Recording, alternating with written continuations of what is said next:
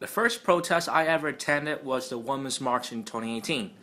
It was a true source of inspiration for me. Seeing women, young people, activists gathering together, it ignites something that I never known that I have, caring for others beyond myself. From that point on, I decided I should get involved more with my local community. This is the second video in our mini-series about protesting. You can watch the first one at the link in the description. In the first video, we talk about what to do before a protest. In this video, we're going to talk about what to do during the protest. Let's begin. So by now, you're driving, biking, or walking to your protest, and you begin to get a little nervous. You're not exactly sure what to do. You've researched stuff, rehearsed lines, done some interviews, and promoted it. What happens next? What happens next is you participate in democracy. It's important to be careful to balance being respectful with being impactful. On one side, you have being too respectful, they become a doormat. This might entail not speaking out about Amazon.com in a video, shameless self-promotion, because you're worried about how they would feel and stuff. While it's good to have empathy, it's not good to do nothing. On the other side of the scale is being too impactful. This might entail screaming at a protest to make sure people hear you, following passerbys around to yelling at them, being violent, being overly aggressive to everyone on the other side, etc. This isn't okay, because you won't change any minds and you can make your movement look really bad. The point of protest is to get people to support your cause, right? So being quote unquote too impactful could defeat that purpose. Let's go over some examples. If someone comes up to you and asks what you're protesting, they are curious about you and your movement. Take advantage of that. Be friendly to them and explain gently what you are protesting and why, and try to relate to them. For example, if they have a child with them and you're protesting fossil donations in Congress, thank you Nancy Pelosi, you might say that fossil fuels are creating a world that can be unsuitable for our children. If they're an older person, say that pollution is harming our health, and in the very near future, people might not be able to retire on beaches since sea levels have rose so much. If they're Tea Party, then just stop. You have better things to do with your time. In general, it was great to have a bunch of young people come together, and it was really empowering and uplifting to have all that unity behind a common environmental cause. Once we actually talked with Representative Jen Schakowsky, she expressed full support for the goals of the Green New Deal, but she was a little hesitant on the actual mechanisms and perhaps the actual select committee she was kind of hesitant on. And I attribute that to her being introduced to this proposal for the first time at our meeting.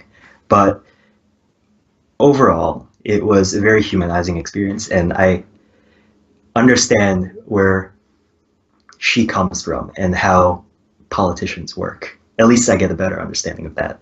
And it's easier now not to dismiss politicians just because they do something we disagree with. If your protest is large and potentially impactful, you might get on the news. Now, some people are actors with years of experience in acting. However, most people aren't like that. And many people have never been on TV before. If that's you, don't worry. Here are some tips. For one, speak slowly and clearly. If you speak too fast, you'll sound nervous and people won't be able to understand what you're saying. Trust me, I have experience with this. People watching an interview probably have no idea what you're protesting. It's your job to explain everything to them. Let's use a protest about climate change as an example. You and I may know that climate change is occurring rapidly, and CO2 concentration is at 412 parts per million and stuff like that. However, the average person might not know that. So, for example, you might say that today we are protesting inaction about climate change. Climate change, or global warming, is the rising of the Earth's temperature due to greenhouse gases, such as CO2. These greenhouse gases are released by burning fossil fuels.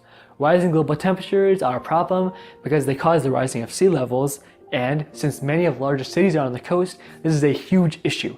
As well as this, disease can spread more rapidly since the organisms that transfer diseases, like mosquitoes, will now have a wider range of impact. Food production might go down since droughts will become more common in some areas. All of this contributes to an urgent need to switch to renewable energy and support programs such as a Green New Deal. Now, that was a little lengthy, but the problems and solutions all got across. A person who didn't even know what climate change was, who listened to that interview, might now be motivated to act. Speaking concisely and clearly is key when you have an audience. A lot of time when protesters are portrayed in political media, they aren't polite. They shout and scream and wave their signs around so much that you don't even know what it's saying. Even in the news, the people looting with the yellow vest protests are shown instead of the people calmly negotiating. This isn't good protesting. This is what's called a mob. Real, proper protesting is polite but firm. Signs are held to express meaning. Meaningful conversations are held between sides. The protesters make sure their voices are heard without making people block them out. This is peaceful protest. I'm usually not nervous. Sometimes accidents may happen when many people are there. Just avoid any conflict with authorities and know where to go when things go wrong for any reason. That would be the only worrying factor. Otherwise, environmental protests stay fairly calm. Everyone is very confident. In Berlin, it's super fun to protest because of the many diverse people, music, and fun activities. One thing that bothers me are the people who go on stages and speak. If you ask me, their speeches are mostly rubbish and could never convince anyone of our goals. Sometimes I even leave early because I do not feel represented. If you're engaging in peaceful protests and are not breaking any laws, there's absolutely no reason you should be arrested. However, stuff happens sometimes. If you are arrested, stay calm and do exactly what you're told. If you have your government-issued ID, things will be much easier, so be sure to keep it with you at all times. If you're arrested, be absolutely silent and be a perfect angel. Any kind of statement you want to make during your arrest will make your release a lot more difficult. Just stay quiet and let the system release you, kind of like a Chinese finger trap. Finally, the time will come when your protest is over. Congratulations! You participated in democracy and possibly changed some people's minds or on anything, or even influenced public/government policy. However, although the event may be over, the protest is not. Now it's time to use the momentum you created to make change. We'll cover that in the last part of this mini-series in part 3. Thank you for watching this episode of Ecocentric. That's all for part 2. We'll see you in part 3. If you like this video, be sure to like and subscribe. It really helps us out. You can also follow us on Instagram at Ecocentric. Well, that's all for me, so now's your chance to have a world. See you next time.